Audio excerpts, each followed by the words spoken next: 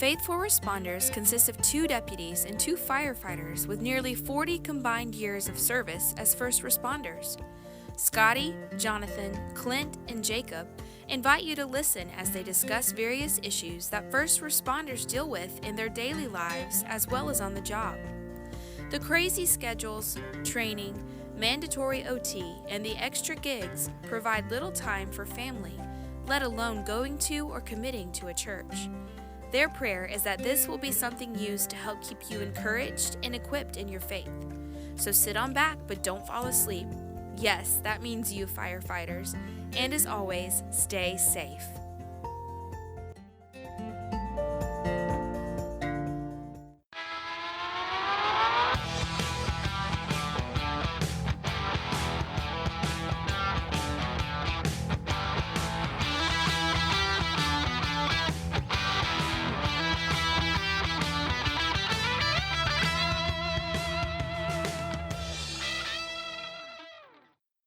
Welcome to the show. Got a good show for you. Welcome to the show. Gosh, I wish I would have come up with that. Me too. Yeah. We could be the vanilla twins.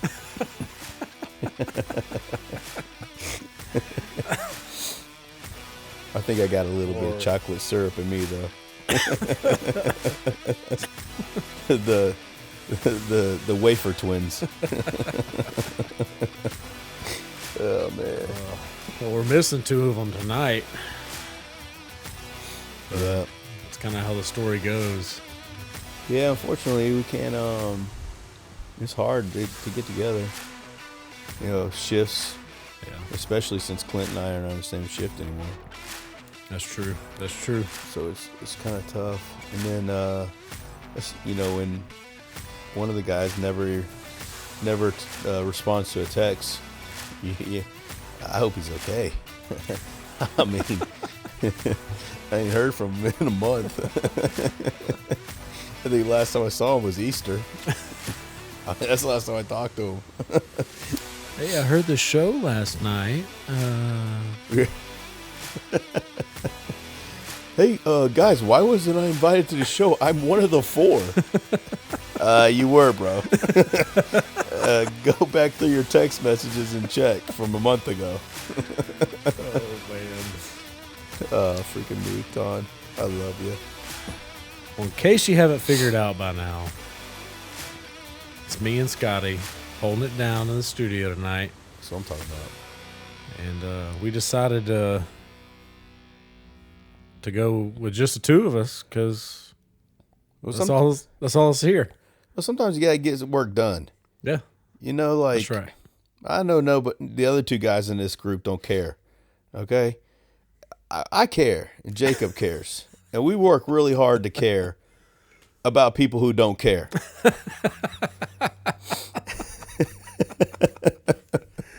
Oh man. Oh, they're gonna be so mad. I'm gonna get Michael Scott roasted so bad. Well, we're going to jump in tonight, and we're just going to have an episode called Get to Know You. Yeah.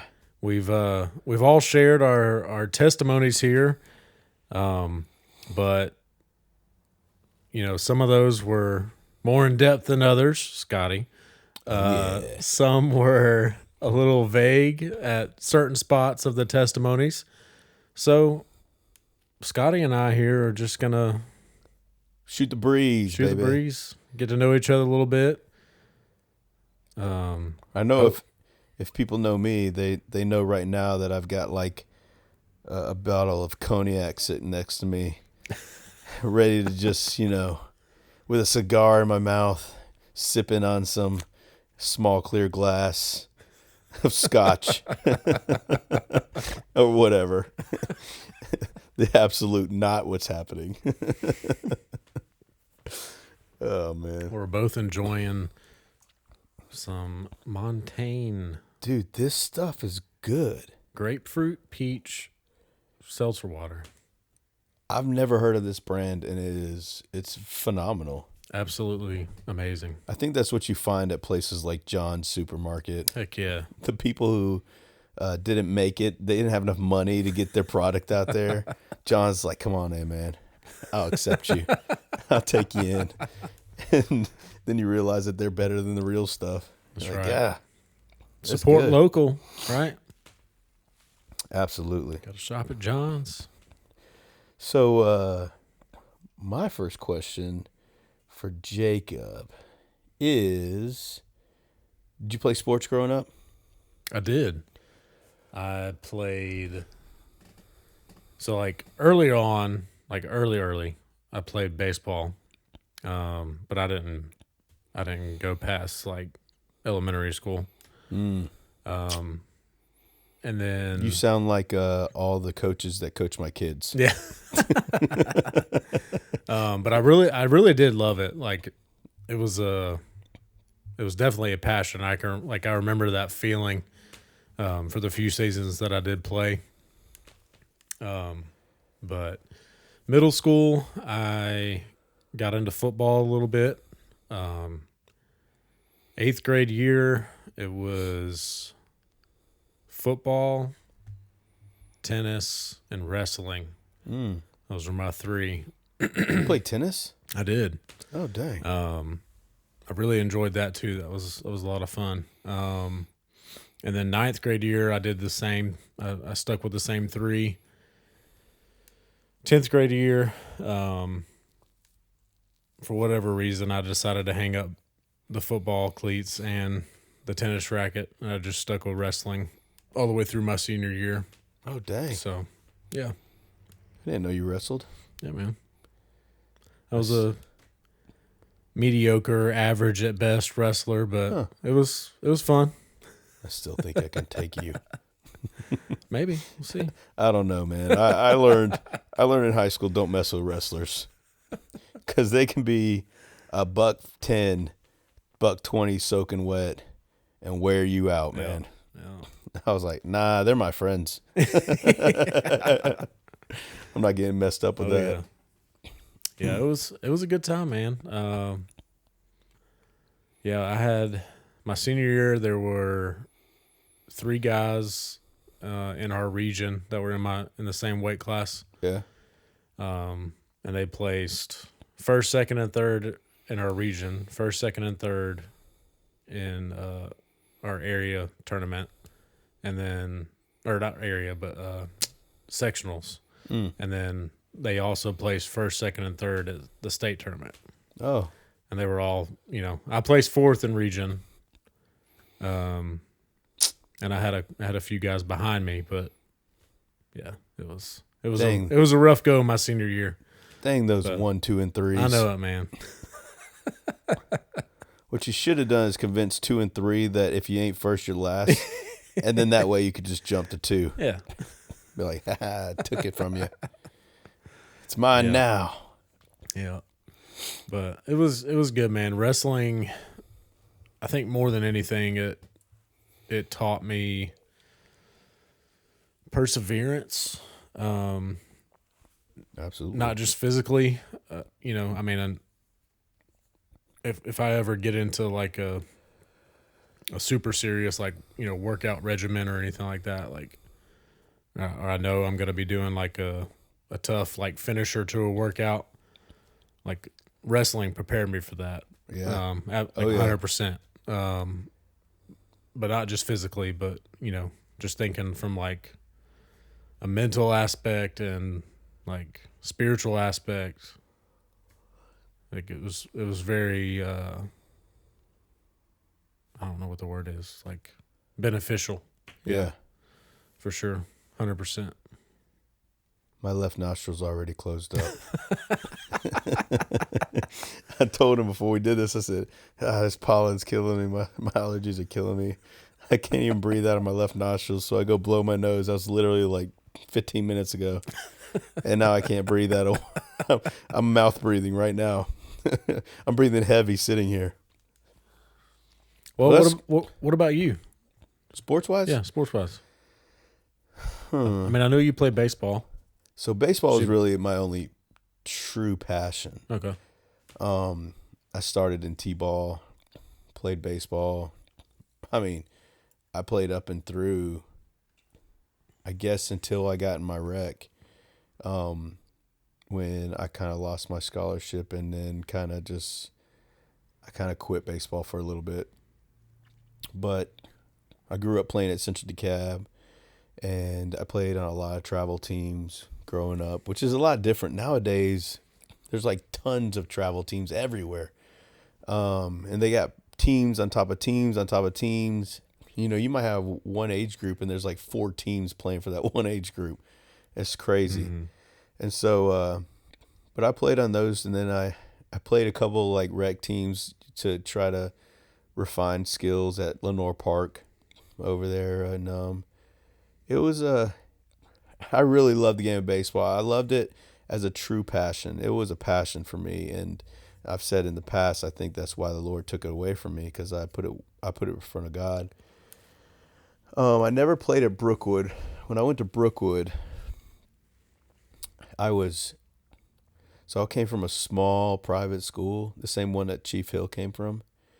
And when I went to Brookwood, I mean, I went from like, there was 2 hot girls in all of high school to like, there was like 3 in every class. And as a 9th grade kid walking into a school like Brookwood from DeKalb County, like private school where it's small, I was like, it's like, check please, I'm done. Because I was like, all right, I need to get to meet some of these girls. And I met some friends, I met a lot of girls, and I just like completely forgot that the purpose I was going to school was to actually go to school and learn. It was more like, oh, who can I meet? So after my 9th grade year, I had a .7 GPA. Dang. All F's, 1 D. Not playing. And that literally made me ineligible to play sports at Brookwood until my junior year. Actually, you're going to learn a little bit about my high school life. It kind of goes with one of our last podcasts where they were talking about got mixed up with the wrong people, and Murray was saying how people around him kind of like influenced him to do things. Mm-hmm. People around me never really influenced me to do certain things, but what they did is being around them got me in trouble. So, and I love those guys. It's just, we got in trouble. And so, but I remember after I got that .7, we went into the counselor's office, and her name was,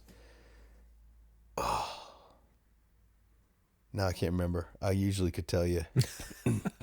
She didn't make me happy because we were sitting there, and she told my mom and dad, she's like, well, your son, she said, your son has pretty much gotten one of the worst semesters I've ever seen of any student that I've seen here. And I was like, golly, no one got all F's. And so like, she told my mom and dad that I wasn't going to graduate my class as a freshman. She's like, yeah, he won't graduate with his class. And my mom, like, man, she broke down. Like, she just cried and cried. And I was like, oh, I don't like that. And so I told my dad, I was like, I'm graduating with my class. I don't care what that lady says.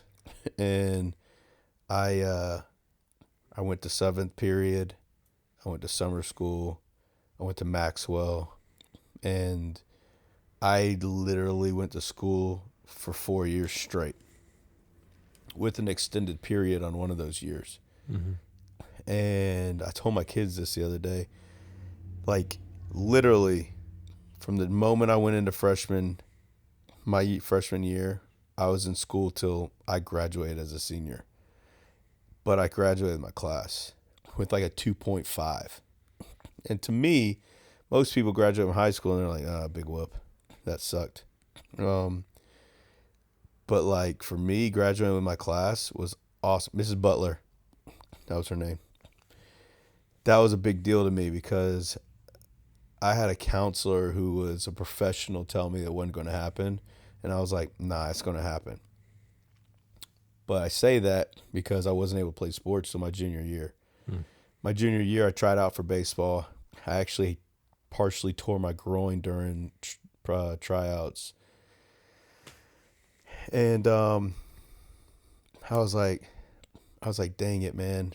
But I was kind of not going to get it anyway because earlier that year I'd gotten mixed up. He's still a buddy of mine. We talk all the time. But he made a mistake and he stole a radio out of this kid's Jeep. We're sitting there at the football game up there on the hill, if you know Brookwood, up there on the hill, like where it dead ends into Oak Road and Hollybrook. We're sitting up on a hill. We're actually watching the end of the game. And he comes back and he like says, I gotta go pee. He comes back and he has like a radio, a sweatshirt, and some CDs. And I was like, what the heck, dude? And he goes, hey man, that guy's Jeep's open. His ragtop's down. I took his faceplate and all that stuff. I'm like, what are you doing, man? And so I grabbed all that stuff, went back on the Jeep. I put the faceplates back on, put the CDs back in the car, and the sweatshirt. And when I did, I was about to get out of the car, and I heard, "Free." He goes, "Hold it right there."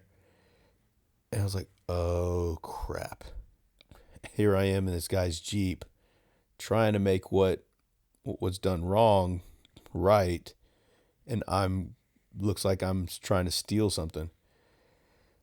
So like, I get out, and what happened is when my buddy was over there taking everything, the owner of the Jeep was walking to his car, saw him in there, ran back and got the resource officer, and came out there, and I got caught putting it all back in.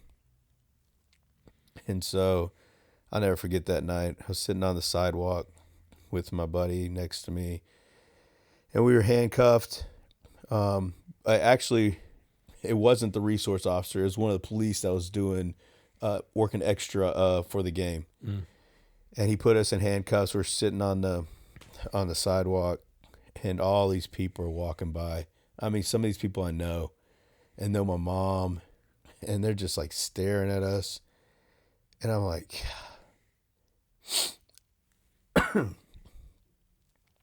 I was like, man, like, I was so embarrassed. And I was thinking the whole time, I was like, gosh, my mom and dad are going to be so embarrassed of me. And I'm sitting there and I just have my head down. I can't move my hat like farther down to hide my face because my hands are handcuffed. And I'm like, well, what the heck, like what's the possibility of that happening?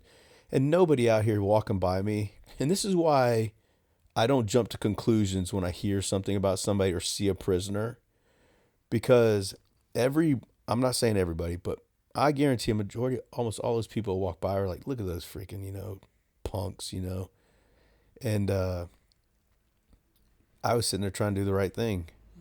And so the guy was going to actually take us to juvenile detain us. And our resource officer, Mr. Harrelson, came up there, and he's like, "No, I'll take him. I'll take care of him." He goes, "Let me, since it happened on school property and everything, let me take care of them. I'll deal with them Monday morning." So he came over.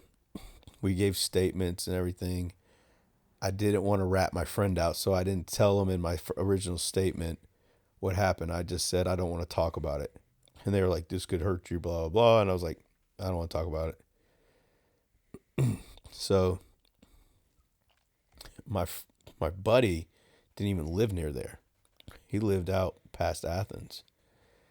And I had to go to school on Monday, and I got in trouble. My buddy didn't get in any trouble because they didn't even know what he did.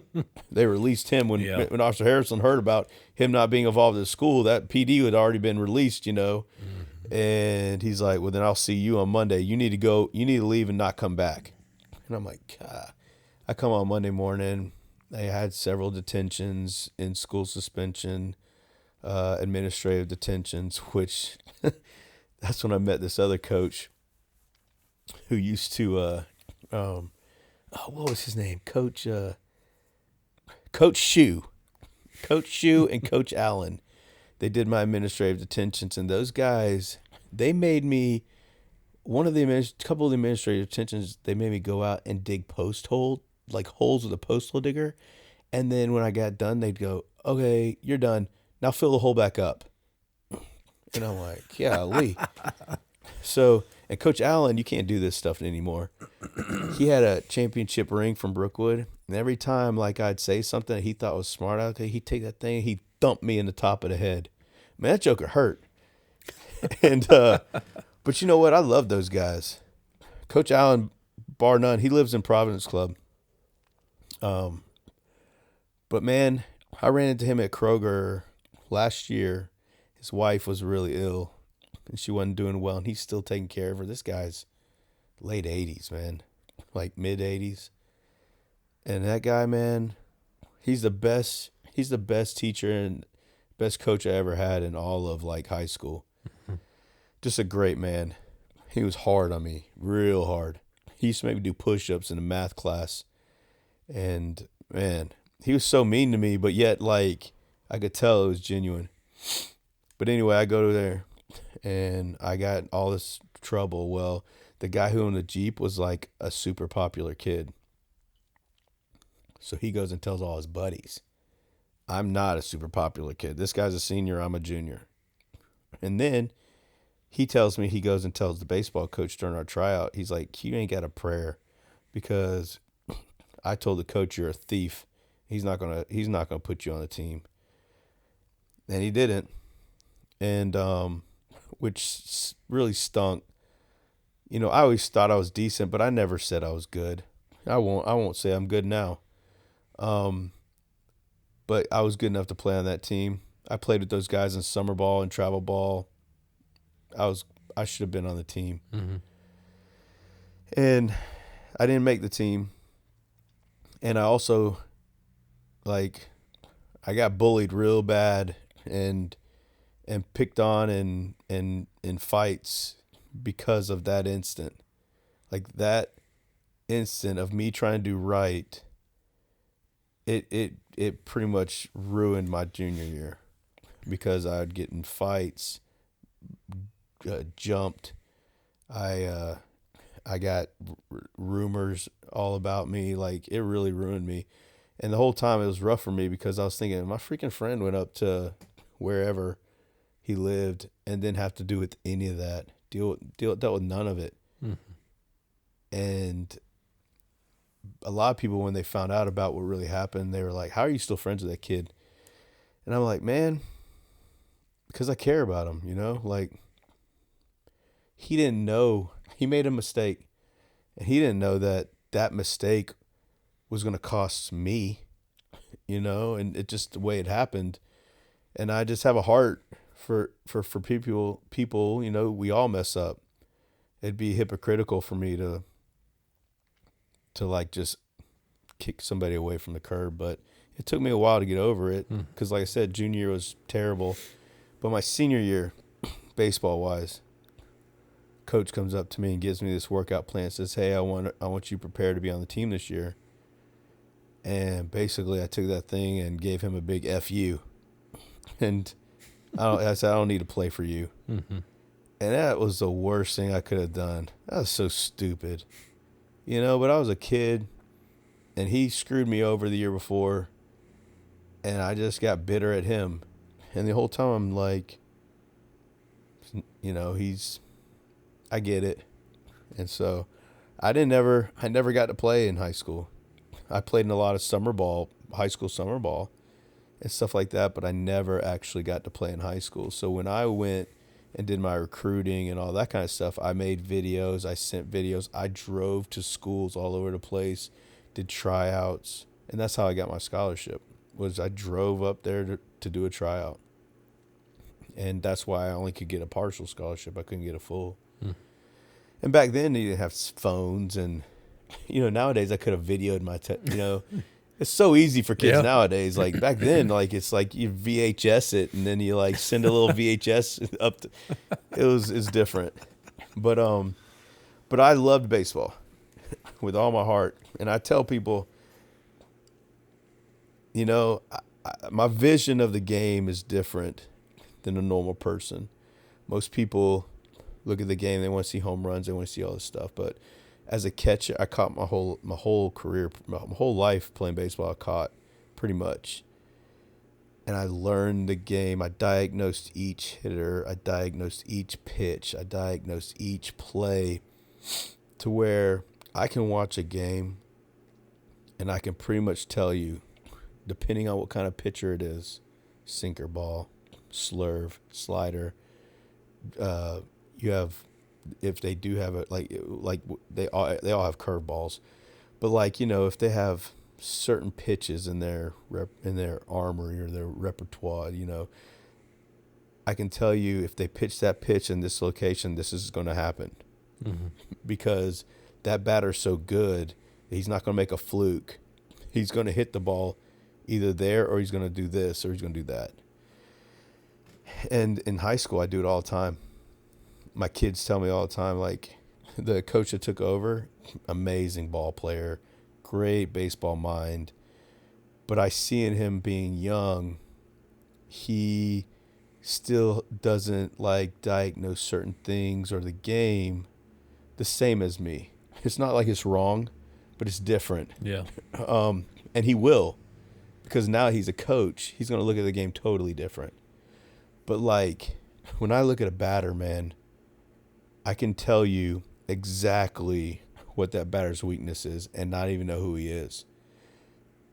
And until that guy can show me that he can adapt and hit what I don't think he can hit, he's going to get a heavy dose of that. My philosophy is to make somebody prove that they can beat their weakness. Mm-hmm. And that's how I look at the game. So for me, I know it's wrestling was your thing and everything, but for me, baseball was everything. There was nothing else. And like I've said, I think that's why God took it away from me. And I went back and played with my brother in a men's league. It's like the Atlanta MLB or whatever it's called, and it was fun, but I was never the same. That was 6 years after I had quit playing baseball. And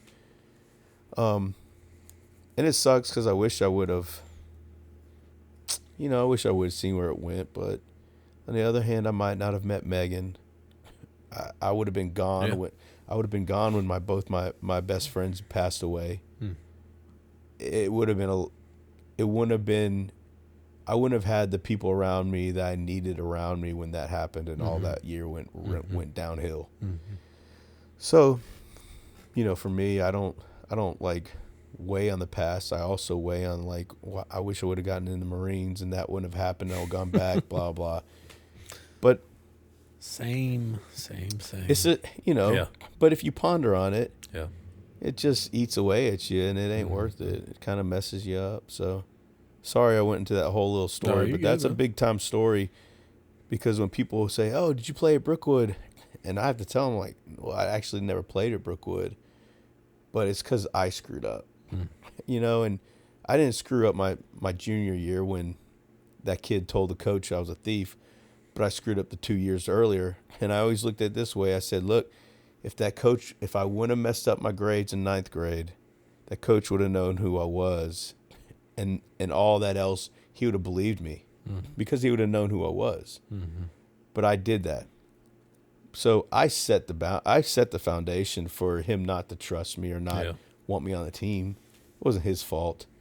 I look back on it now, and I wish I would have thought about that way when he handed me that workout, because I would have loved to play my senior year. But I didn't get to, because I was stubborn and I was prideful. So I played some basketball. No, not for high school or anything, but I loved basketball. I was a ball boy for the Hawks. Nice. I got to play horse with Michael Jordan, which is cool. Pretty big deal. Heck yeah. Yeah.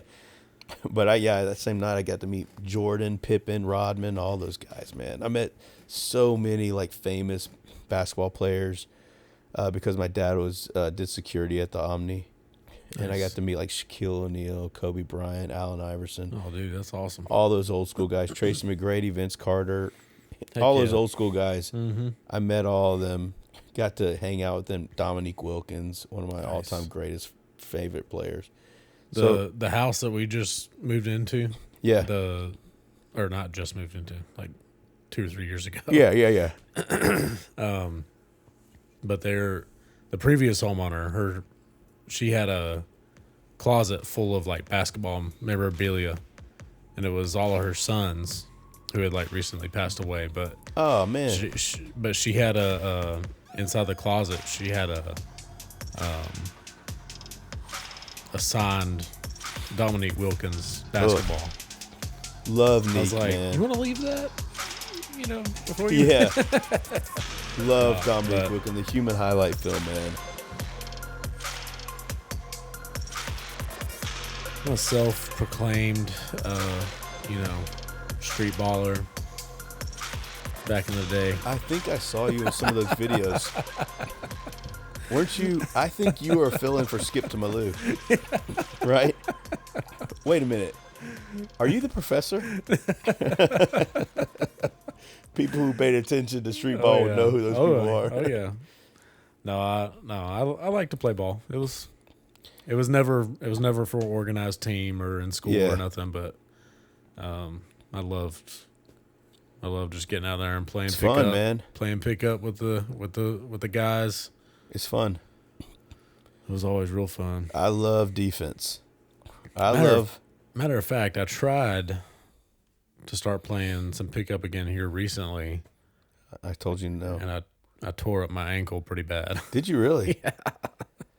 I really wanted to play those days, but man, you'd find out like the day before, or the night before, and Yeah. I was like, I got 4 kids, bro. That ain't happening. Sorry. But yeah, I really do. Maybe one of these days we can get it going. Definitely. I love basketball. It's fun. I used to do it for cardio. That's what I yeah. would do. Oh yeah, absolutely. So man, let me see here. How did you meet Kelsey? So, Kelsey and I met in college. She was technically she started a year behind me. But anyway, she started working at the campus coffee shop. Mm. And I went in one morning because I was like dragging, Yeah. and really I was probably late to a class, truth be told.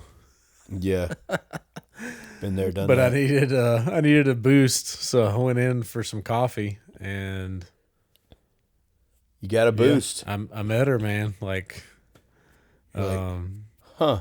That's she does something for me that caffeine doesn't. exactly, yeah. Yeah. I'm like, I don't always drink coffee, But when I do. but now I do. So from then on, I pretty much started going in every morning just so I could see her. And That's cool. yeah, and then What college was it? Tacoma Falls College. Oh, yeah. Yeah. One of my rookies just went there for okay. seminary and stuff. Nice. Actually, also, one of my seniors is going there to play baseball. Okay. And he wants to be a preacher. Heck yeah. Yeah, that's a nice That's college. awesome. Oh yeah. Very pretty. Yeah. They do have a pretty good baseball squad. I mean, they're like, They do. as far as, them being in the division that they're in. I mean, when we were in school, it was like I think 3 out of the 4 years that we were there, it was like they either went to to their World Series or they won it. Oh, dang. Yeah. I know it's a very good school. Yeah. It was a good time. They play Emmanuel? I think so. I want to say that's right. Yeah. Yeah. But yeah, a little bit later after meeting her in the coffee shop, we I think it was maybe that next semester we actually had a class together, and that's kind of when it started. Fate, baby. When it started to get a little heated, and making eyes at each other from across the room, Oh. kind of like how I'm doing with you right now. Oh, really? No, but yeah, we. It's like that Clydesdale looking for its Yeah. mare, walking in like clip, clip, clip, clip, clip. But yeah, I told her. No. So what happened was so we had some mutual friends, and I was like, I really want to get to know her better, and I want to make her, make that known, and Yeah. let her know that I'm pursuing her. And so I got a friend to find out, did some digging, and she had like another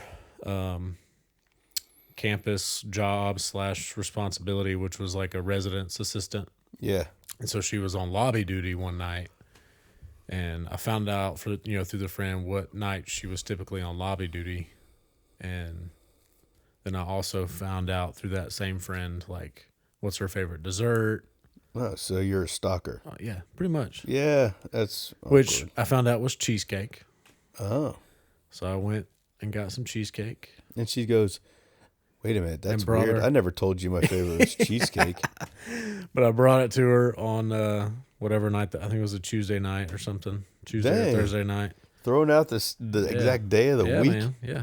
Jeez. And I went and saw her, brought her dessert. She said, "Hey, anybody who brings me cheesecake." I'm going to give them a second date. That's right. They're worth it. That's right. So Nice. yeah, rest is history. I mean, the first time I saw Megan, she was wearing a bikini, so I pretty much didn't want to leave and wanted to know where she was doing all the time as well. But what's funny about that night is that I didn't have a swimsuit because we went to this her brother's pool party. It was a birthday party. Mm-hmm. And I asked my buddy if I could borrow one of his swimsuits. And he's like, yeah, and he gives me a swimsuit. And it's like a light brown swimsuit. He ripped the netting out. Okay? Whatever. Who cares? Well, that light brown swimsuit, when it got wet, turned see-through. Oh Lord. And so I'm sitting here, like, yeah, what's up? And I freaking jump off the diving board.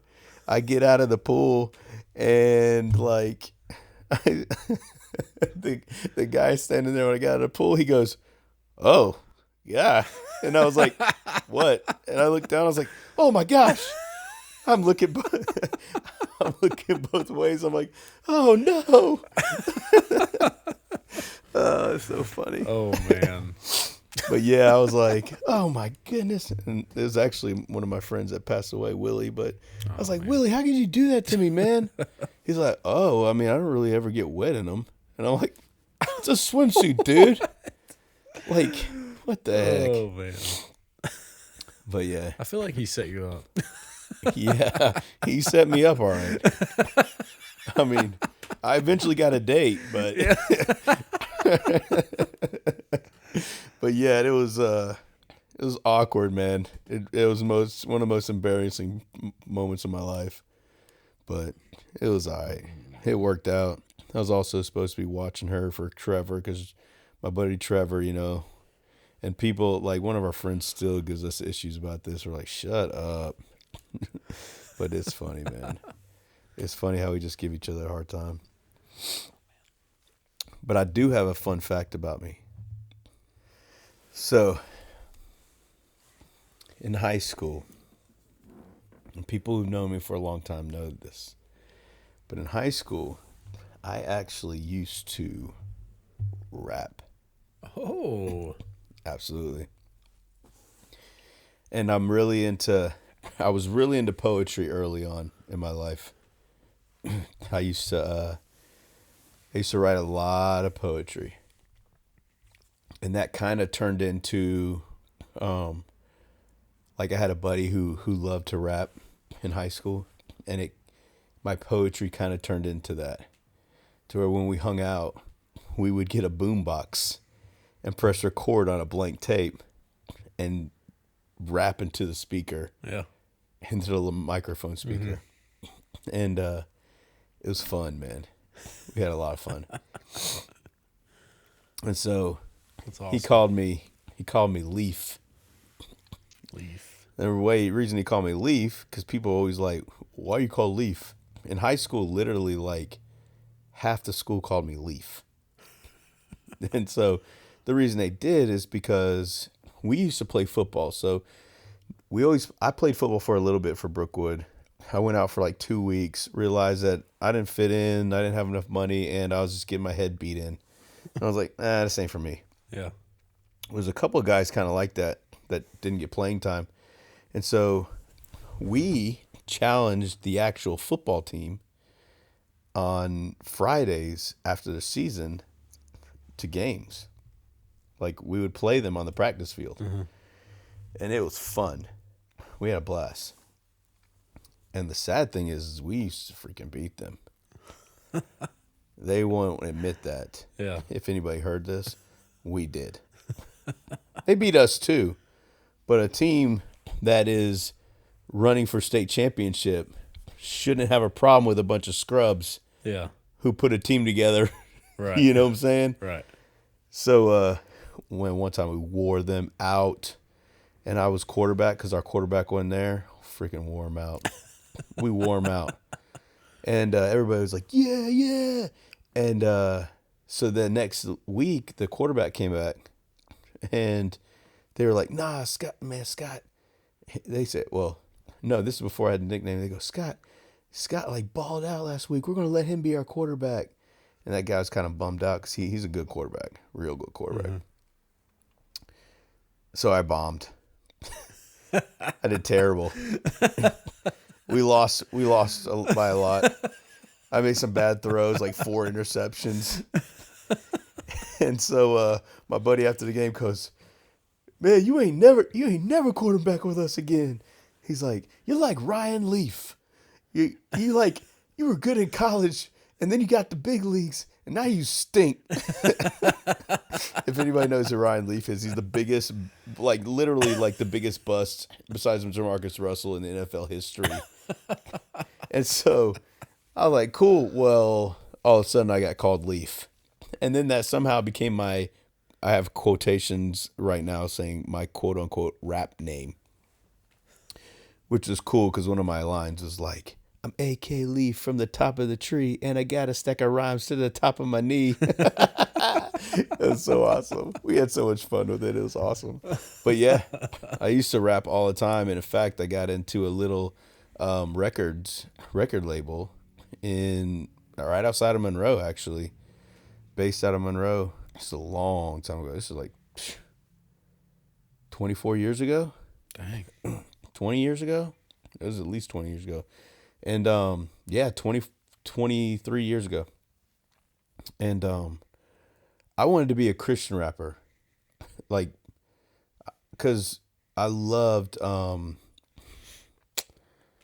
it, Toby Mac and all those guys. We listened to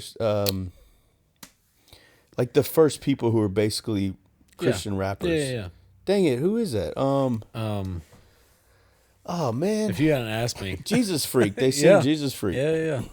What would people think if they hear that I'm a Jesus freak? Such a good song. It'll come to me in a second. Anyway, that's kind of what I was like wanting to do. I wanted to be Toby Mac, man. That's before like Toby Mac was like the king of Christian music. And DC Talk. Such a good band.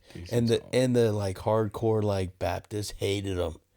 Like, oh, it's music from the devil. And I used to say, oh, I don't think devil wants people to go to heaven. That's probably why they didn't like me. But yeah, so that's what I wanted to be.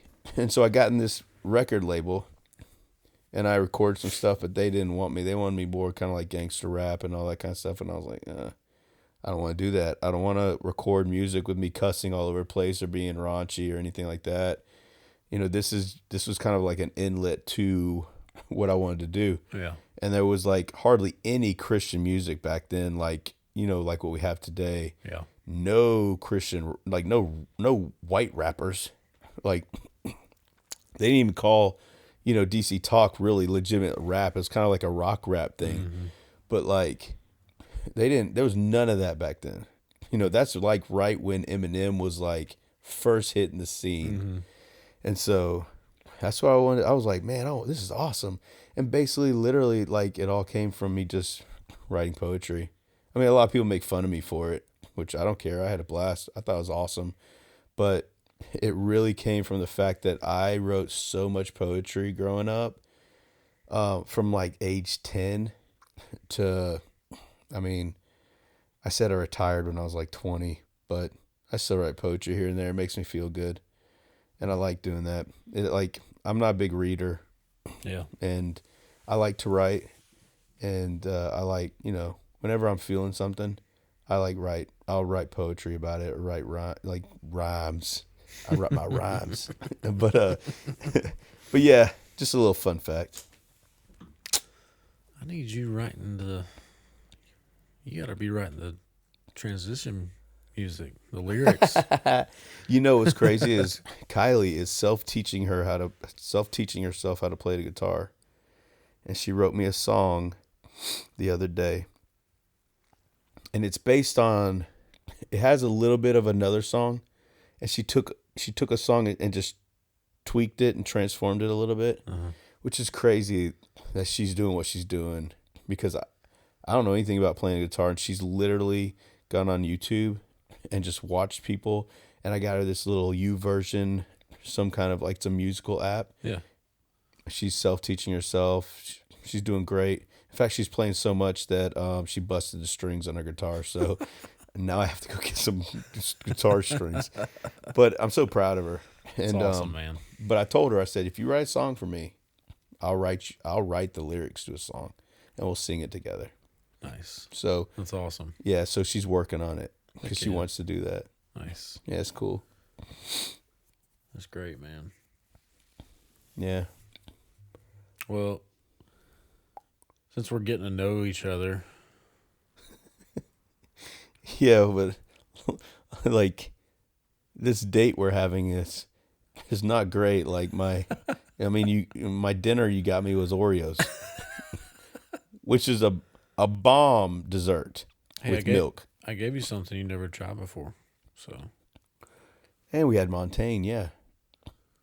I gave you those sesame sticks. Oh yeah, man! People out there in podcast land, sesame sticks are pretty legit. I've never had one. Seriously, they're awesome. Good. It's a tasty snack. I liked it. All right, so we're gonna do a little segment called This or That. That sounds like it'd get me in trouble. You can get with this or you can get with that. Pick your side, don't you look back. It's so that it's up to you. Make a move, see it through. All right. Be careful with this one. Oh, great. Playlist or podcast? Playlist. Oh, man. Sorry, dude. Not even our podcast? Come on. I'm just joking. I didn't even listen. I didn't even know how to pull podcasts up until we started doing this. But once we started doing this, I started listening to more podcasts. Hey, listen. I would have said playlist too, so don't. Man, my bad. I'm still a music guy. He plays a mean bass. He ain't got no rhythm with it, but he plays a mean bass. All right. Farm or city? Oh, you ain't got to ask me that. Farm all day. I don't want nothing to do with the city. I got one for you. All right. Ice cream or pie? Ice cream. I'm an ice cream guy too, man. But I will eat pie with ice cream. I don't blame you there. I may have done that once or 5 or 10 times in my life. Yeah. What about cake or brownies? Brownies. Oh, all day long, baby. Brownies. Gosh, I love brownies. I can eat a whole batch. No problem. And if there's vanilla ice cream, I'm eating a quart of ice cream with that whole batch of brownies. See, cake is too cakey. I don't mind cake. I don't either, but I would prefer it to be a brownie. Yeah. Well, see, the thing with cake is that you can't have too much icing. Yeah. Like I don't like all that. Like when I go to Publix makes great cakes, but they put so much icing on there. I just literally scraped the whole top of it off. I'm like, that's just a waste of sugar and goodness that didn't taste good because there's too much of it. That's why I like Megan. Megan's mom makes me cake, and they're the best cakes ever. Except for my mom's lemon cake. That's freaking bomb. Yeah, my parents can make some good cakes. Mm. My mom makes like an orange cake. It's really good. Ooh. And then my dad makes a bananas Foster's cake. Ooh. Dude, I'm telling you. I bet that's good. Yeah. And they kind of like they both make their own like the cake part from both of them is like just like a box cake recipe. Yeah. But they both make their like the icings or whatever like hot. And so like as soon as the cake comes out of the oven, they pour the hot like icing on top of the cake so it like soaks in. Oh yeah. That's how my mom kind of does her lemon cake. Yeah. It's legit. So good. Movies or TV shows? Ooh. I would say movies because a lot of TV shows, I can't stay, like, I'll get into them, and then if I can't finish them that day or that week, I forget they're there. Like, I mean, I'll sit there and watch a show, and I'm like, oh, man, that was a cool show. I don't know why I never finished watching that. Like, I mean, Meg and I, so I've gotten her into this new show.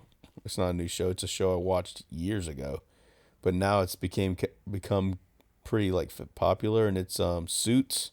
Mm-hmm. Okay. Yeah, I've heard of it. I watched that back like, 2015 or 14 when it came out. Uh-huh. It was a really good show, and I just got her into it. So we've kind of gotten back into that because I forgot a lot of it. But it was a good show. So I got into that, but I'm a movies guy all day. Gotcha. If I don't have anything to watch, I'll watch a movie. Nice. Trucks or cars? Oh.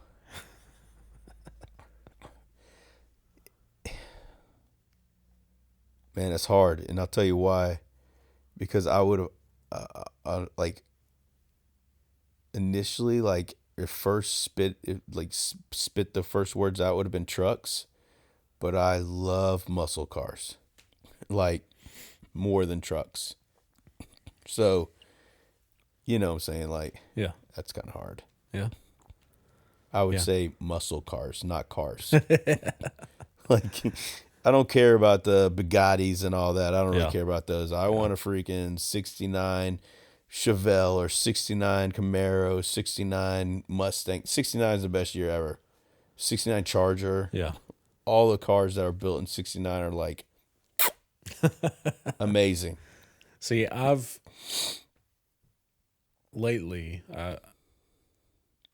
started to appreciate like just the way that like the older cars look more than because like I used to be, I just love the way the trucks or like the bigger SUVs look. Yeah. But like lately we've taken the kids to some of the car shows around here. Yeah. And I don't know like anything about them. I'm just like, oh yeah, like It's so awesome. this looks cool. Car shows are sweet. But yeah. So, well then, what about van or SUV? Man, Dude, I love our minivan. I'm not gonna lie. man, I'm telling you right now. I told Megan, I just bought her a brand new van. And this thing is bad. Man, it's all murdered out. It's black on black rims. Nice. Wheels are black. It's black, tinted. Dude, I told Megan, I was like, I'll be honest with you, babe. If it was between this Odyssey that you got and a Pilot, because I know I kind of felt like she wanted a Pilot, but it just wasn't big enough. Yeah. But I was like, screw that. Even if a Pilot was big enough, I'd want the minivan. Yeah. That thing is bad. Yeah. And it does everything we need. Right. It's, man, I used to say, I'll never be a minivan man. And now, I said the same thing. this morning, I could have driven my Expedition or my minivan. And guess what I drove? The minivan. It's like, what the heck? That's awesome. All right, I'm going to do one more. Boiled egg or fried egg? Oh, man.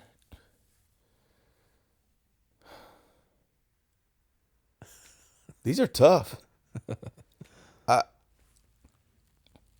think I have to choose differently on the different times. So if I'm like pre-cooking or cooking for advance, like a meal prep or just like for a lunch that I'm not going to eat for a couple hours, I love a boiled egg because there's no prep there. You pretty much boil your water. You have your eggs in there. You can make like 10 at a time, and they're good. Yeah. But then I love a good runny. Oh yeah. Oh my gosh. Runny fried egg. But it just takes some time, man. You gotta you gotta prep, and then you gotta get some good toast to sop up all the yolk up. Oh, and people are like, yeah, and I'm like, nah. No, I want that thing. When I put that thing in a sandwich and I bite into it, I want that thing to just like splurt everywhere, like just get everywhere, all over the plate. So then I can like slurp it up with the bread and the crust. Yeah. Oh, it's amazing. Yep. So I would have to say fried egg, but a boiled egg, if you're like, it's a good too. So like, for a meal prep. Yeah. So I got one for you. Okay. Basketball shoes or boots? Oh man. I'm going to have to go basketball shoes. They're much more comfortable. So much more comfortable. Money clip or wallet? Wallet. Man, I always go. I tried the money clip thing when I was in college. I don't know. I just couldn't get used to it. I have a lot of friends that like the money clip. I couldn't get used to it. I actually have a wallet that's like a money clip. It's probably because I never had any money to put in it. Oh, that's the thing now is like, I don't even carry cash anymore. But now they have the phone thing with all the that holds credit everything card. on the back. I don't know about that, man. Yeah. Not me. I still just carry my wallet. Yeah. Although I don't carry as much anymore. I used to have like receipts that dated back like 3 years. I was like, what an idiot. What am I doing? Just throw these things away. So stupid. Oh man. Yeah. One last thing to kind of close this out. I just kind of thought of this, but so what's something that God and the Holy Spirit's been teaching you lately? Like here recently. So he's always teaching me patience. When you have 4 kids, you're always learning patience. Yeah. But one thing that like recently has been, I'm trying in my older age, like I'm not that old, but my patience and my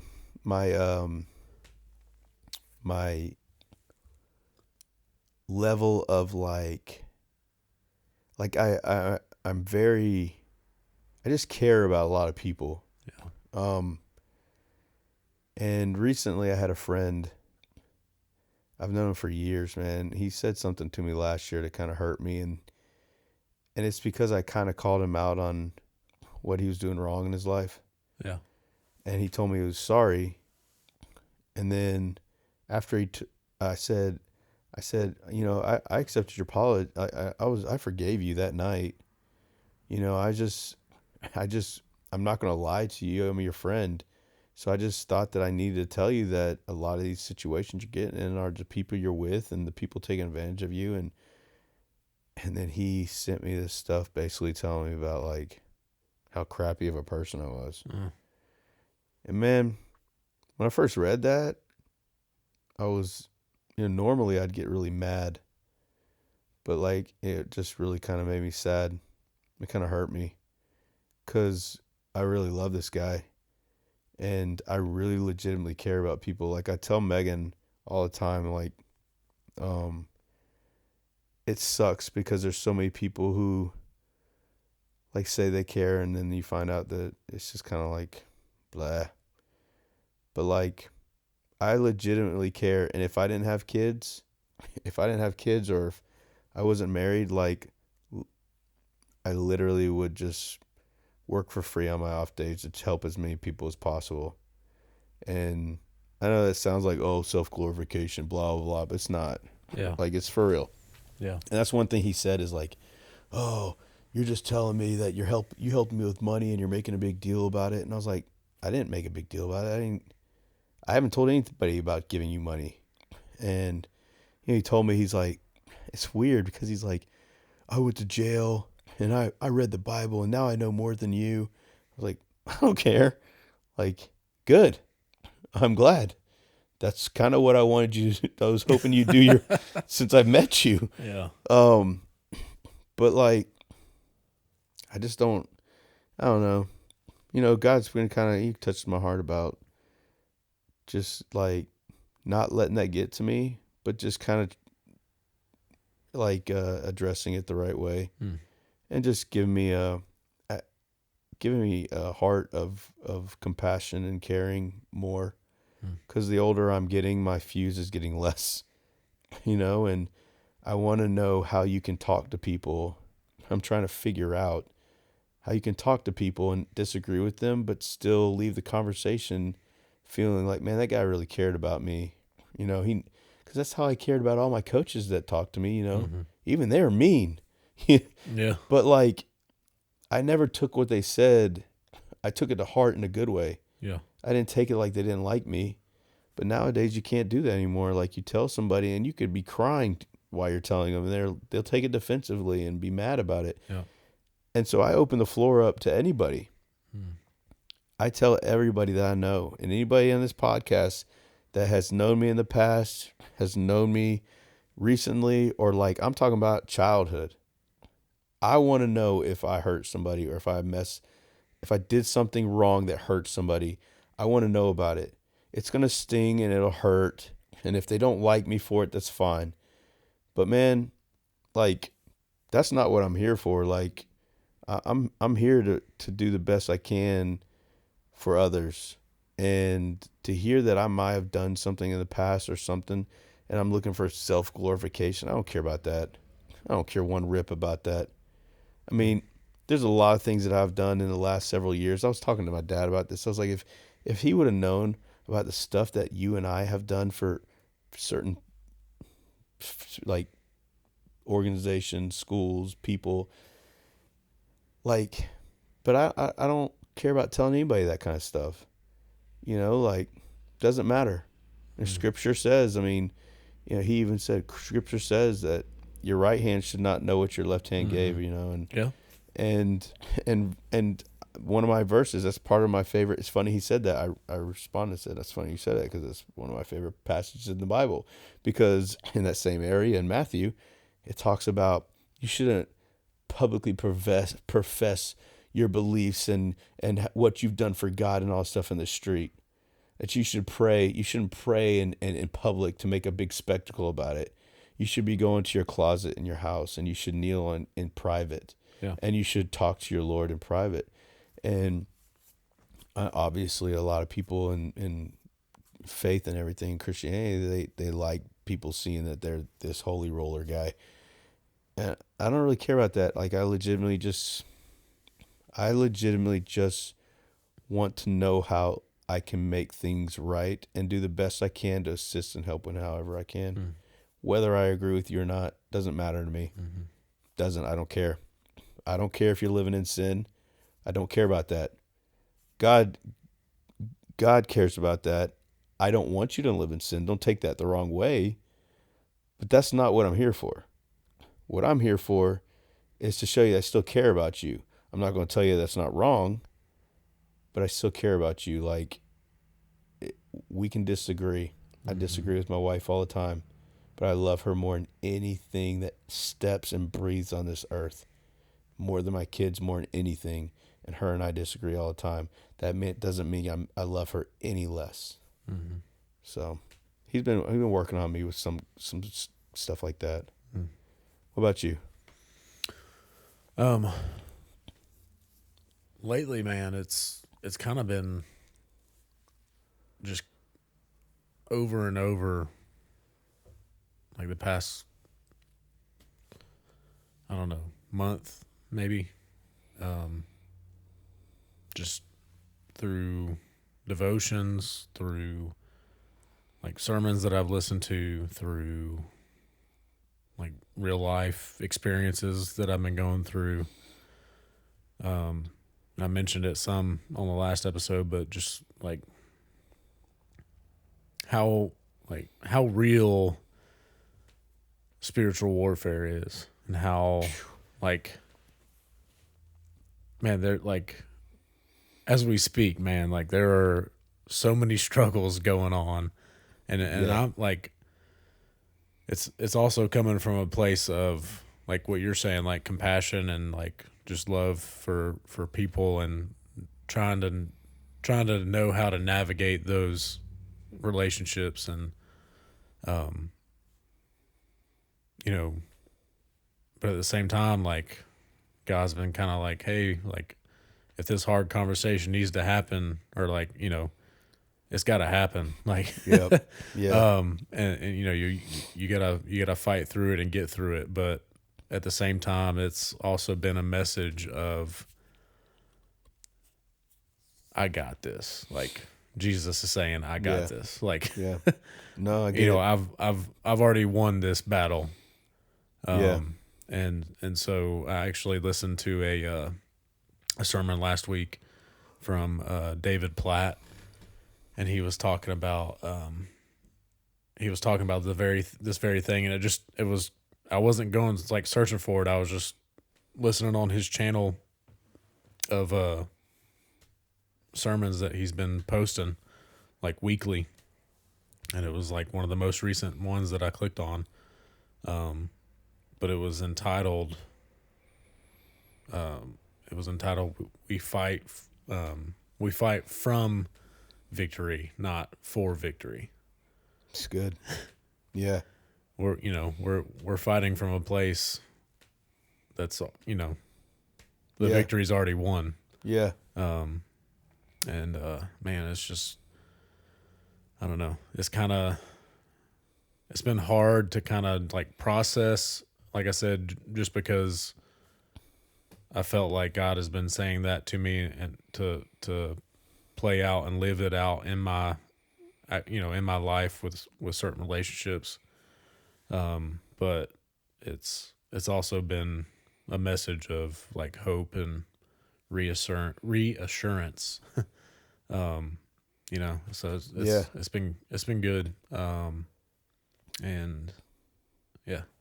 It's recently you talk about that kind of stuff, and in my past, I've never been ashamed to talk about God. But I've always been worried that it's going to upset somebody so much that like they wouldn't talk to me anymore. Yeah. And it really comes from my grandmother and grandfather, because as a child I saw how like they did not like Christ, and so I never ever talked to them about God until they were until my grandfather was pretty much on his deathbed. Mm-hmm. And we had a good talk. And I watched that man cry, like break down and cry in front of me. I ain't never seen that. It's a hard man, like Green Beret, paratrooper, Vietnam War, Yeah. like special forces guy. And, you know, I was so intimidated, and that helped me start. And I've come to the conclusion now that I've lost people in my life that I wish I would have talked to about Christ, and I didn't, because I was worried about what they would think of me. And so now, like I told you earlier, when that door opens, I kick through it like freaking Chuck Norris, man. Like, because I don't want that to happen again. Yeah. And God allows those doors to open. And for me, I'm never, like I said, I'm never ashamed, but I'm not worried about somebody not liking me because I want to tell them about their faith or my faith or faith in general. Yeah. Or if I don't agree with something, because it's not biblical or something, it sucks. Cause I've lost several friends that I'm not saying that they don't call me friend anymore, but I mean, they're not as close. Yeah. And it has to be because of the conversations we've had. Yeah. And it doesn't matter how much you say, this is out of love. This is out of compassion. This is literally out of my heart. This isn't me saying this. This is what Christ said in the Bible. I'm not the one. And it doesn't matter. They take it personal, and it sucks. But yeah, for sure. You know, it's one of those things. Yeah. That's what this world's all about. That's part of the mask that Satan puts on people. Yeah. And, you know, just pray for them. Absolutely. I don't care if they hate me, but I still love them. I pray for them. So. Yeah. For sure.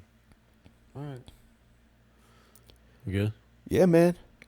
I thought that was great. Thanks for sitting with me. Yeah, man. Likewise. Absolutely. That date was great. So we can get it going with 2.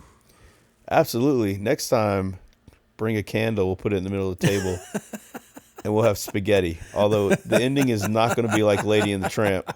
I'm not going that far. I will enjoy the spaghetti and meatballs on my side of the table. Oh, man. Oh, man. Well, thank you. That was good. I appreciate that. Absolutely. Absolutely. All right, man. Well, as always, y'all can hit us up on Facebook, Faithful Responders on Facebook. You can send us an instant message. We'll be more than happy to chat with you. Please let us know. You know, we're always happy to accept any and all feedback, whether it's positive or negative. Absolutely, we don't mind. But if y'all have any prayer requests, or if you have any ideas on topics that you would like us to discuss, you can always share those things as well. We're more than happy to entertain those, and obviously pray for any prayer requests you guys might have. You can also hit us up on through our email. It's respondcommunity@gmail.com. But and we love and thank y'all so much for your time. And I have people that I didn't even know they knew about the podcast that come up to me and tell me that, and I can't tell you how much that means to us. Yeah. Sure. I mean, we're just a bunch of idiots that are sitting here.